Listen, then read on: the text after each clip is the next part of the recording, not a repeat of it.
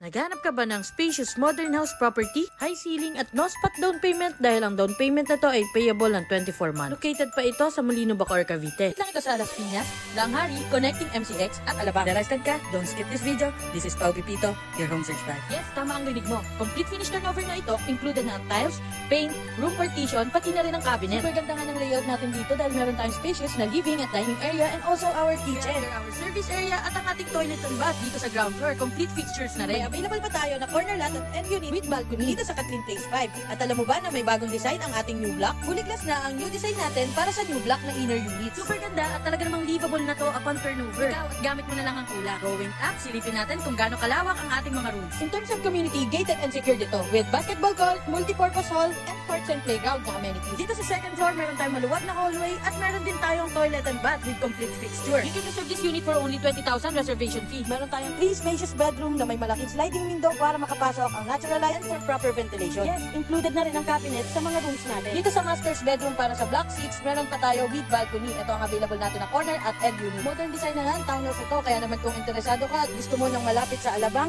Las Piñas, Manila at MCX, just send me direct message para ma-schedule na natin ang exclusive house viewing mo. Bye-bye!